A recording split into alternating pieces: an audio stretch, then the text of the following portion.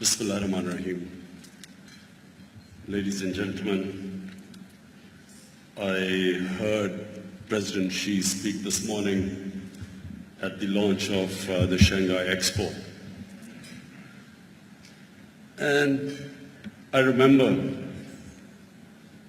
the time when China was a closed society and when US was urging the world to open up their economies, remove the trade barriers. And I saw great irony that now it was China, led by President Xi, asking for free trade, remove protectionism. I'll just give you my take on this from my experience as a sportsman. During my sporting years, I saw two types of sportsmen. One sportsman who was worried about losing, and the other one who only thought about winning. Two different mindsets. The mindset which is scared of losing takes decisions out of fear, and such sportsmen only at best achieved mediocrity. The other one who thought about winning, they took risks, they took chances. They weren't scared of failure. They had setbacks. They faced much greater problems than the ones who played safe. But then they were the ones who became champions. So the difference between two approaches, one is out of fear, protectionism. That mindset will only have short-term gains. The other one, reflected by President Xi, is someone who's prepared to take chances and risks. And they will, in my watching him from now, I think he will lead China to greater and greater successes.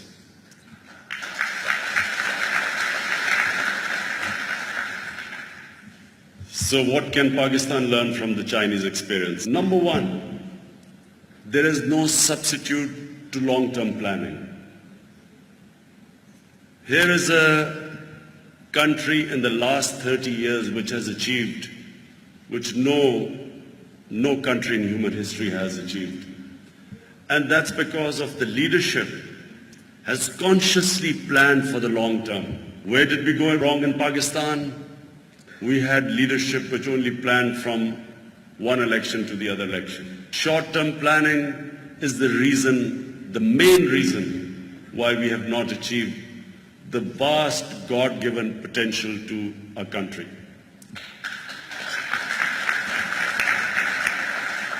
Secondly, a leadership that took a decision in China that there is no such thing. There is no development where a tiny elite gets rich and the rest of the people remain in poverty. They understood that development means lifting the bottom tier of the population out of poverty. And what they have achieved is really, for me, it is what every human society should aspire to do, to alleviate poverty. 700 million people in 30 years have been taken out of poverty.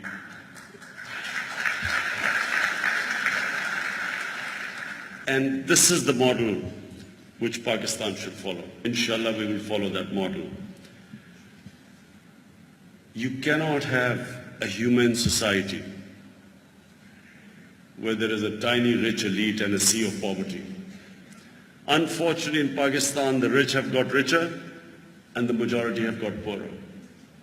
And so we go back from China, learning from the experiences, all the steps we are going to take to alleviate poverty. Inshallah, in the next week or so, we will come up with a package of poverty alleviation in Pakistan, the first package of its type in our history.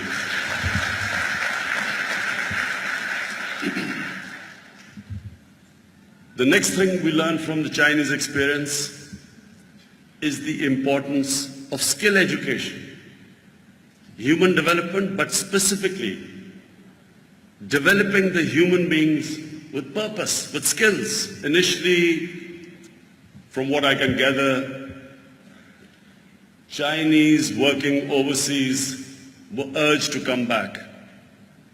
And then students were sent abroad for specific technical education.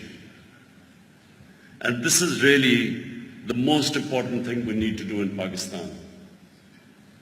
We need to have a population that is skilled. Even if we cannot afford right now higher education for most of our population, at least we can train them in skills. And this is the basis. You cannot industrialize, you cannot go into high-tech industry unless you have skills. We are very fortunate, well, unfortunate in a way because it wasn't intentional, but because we mismanaged our country, a lot of Pakistanis went abroad for education. Today we are fortunate that there are at least 8 to 9 million Pakistanis working abroad. Amongst these Pakistanis, we have skilled workers who have learned abroad skills, even as labor. But then we have businessmen, we have professionals. And so this is what my government will be targeting, trying to get skilled people back into Pakistan, trying to get them to work in developed institutions where we can find employment for them. But above all, we want to invite Pakistani businesses to come back and invest in Pakistan. And then what we learned from the Chinese experience is that their leadership kept evaluating themselves, self-analysis. One of the principles written on the Central Party School of the Communist Party, which I went yesterday, was to correct your mistakes. Learn from your mistakes. No institution, no country can progress which does not learn from its mistakes.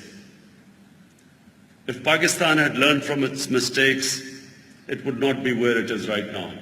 We kept repeating our mistakes. And yet, in the last 30 years, there was a constant reevaluation in the Communist Party. It kept looking back, changing course, changing directions. What was the Communist Party 50 years ago? And where was China? Where was it 40 years ago? And then 30 years ago, the change it took, changed courses. In Darwin's famous theory about survival of the species, it's not the fittest who survive. It is the most adaptable who survive. And today, this is what we can learn from China. We have been working for a while, but we need to constantly evaluate our course. Where are we heading? What mistakes did we make in the past? What is the vision for the future of Pakistan? Where do we see Pakistan in 5 years, in 10 years, in 15 years, in 20 years? And this is, if one thing I've learned on this trip from the Central Party School, the brain, the think tank of the Communist Party, that we must have a think tank. Because we ministers, we have no time to think.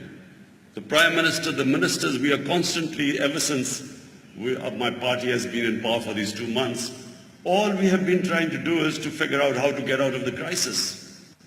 We need a separate think tank which can sit back dispassionately, look at where we are performing, look at our various ministries, what they're doing, and constantly tell us, look ahead and say where we are going wrong, what is that we are doing right. So this is what we've learned.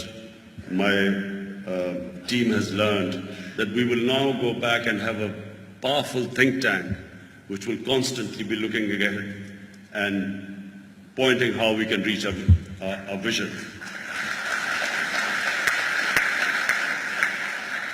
One of the things, and I must credit President Xi as a real statesman, One of the things they realized was the conditions must be made so that people want to invest.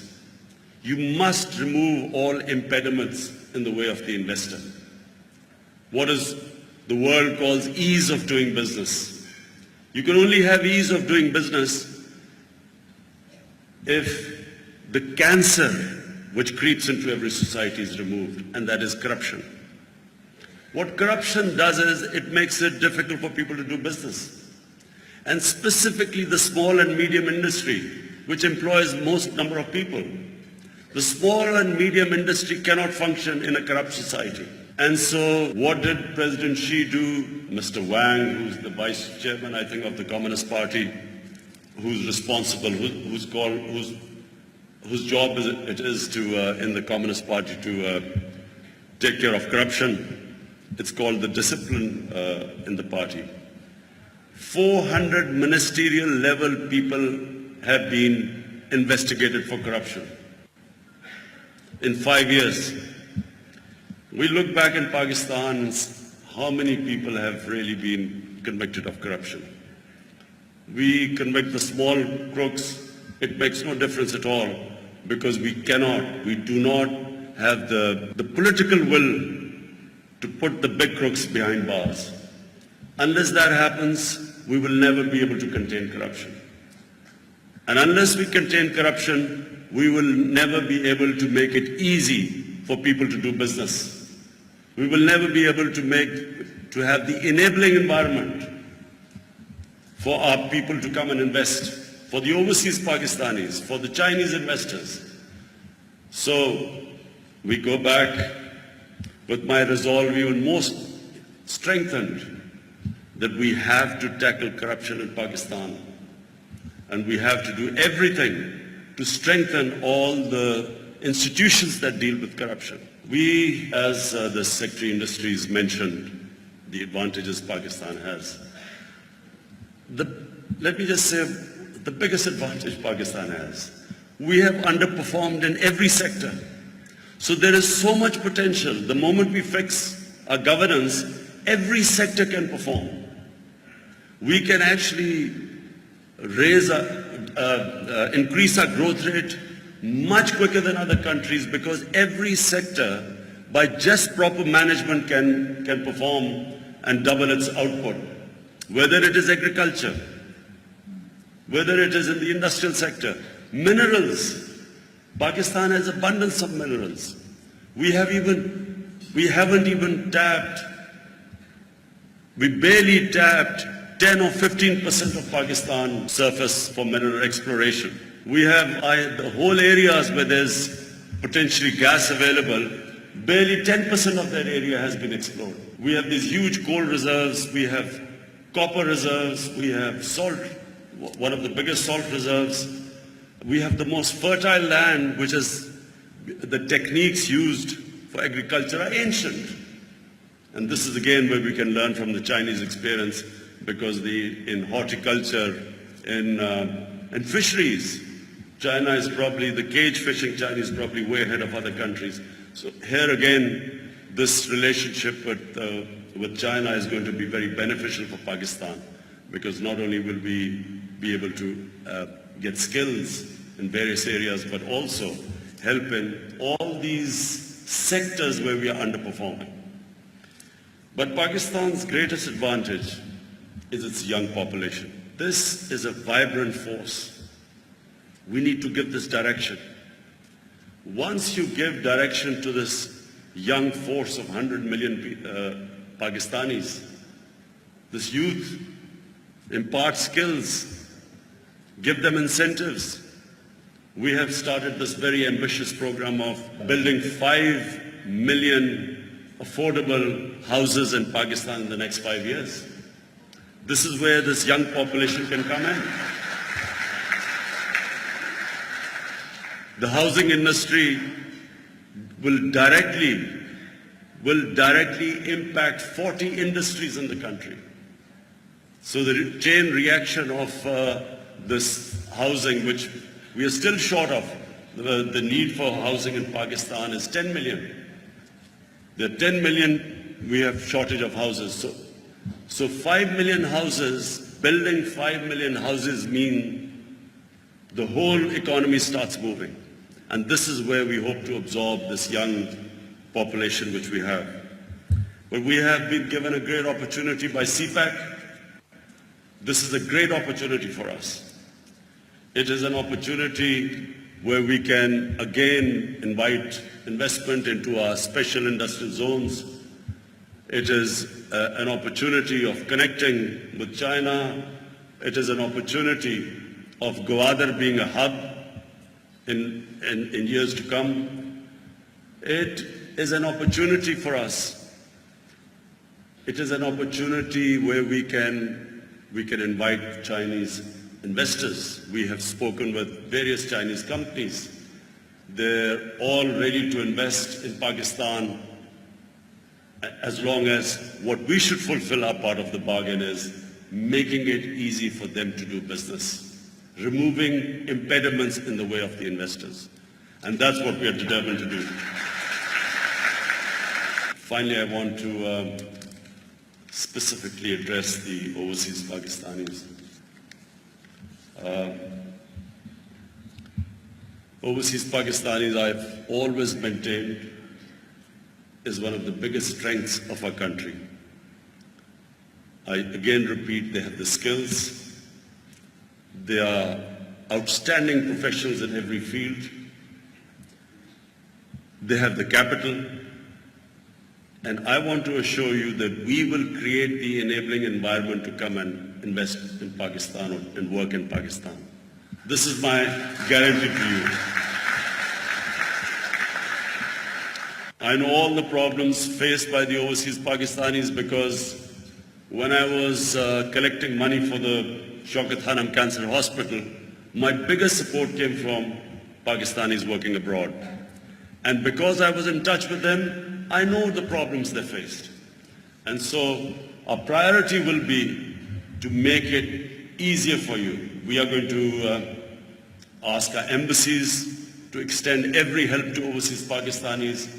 I have set up in the Prime Minister's office we've set up a software where any overseas Pakistanis can, if they download that app, you can, if any complaints you receive, you can phone them. There's a toll-free number. You can email, or you can through your mobile, if you have a smartphone, you can just message there, and you will be responded immediately. We have a system now set up which will respond to any issues overseas Pakistanis feel that they need me to correct. As for the Chinese, I want to again reiterate that firstly, this trip has been way beyond our expectations. The hospitality given by the Chinese government, the meetings which we've had, the warmth and the hospitality which we've received, we go back feeling much closer to China. We were already very close to China, but today we go back feeling much closer to China.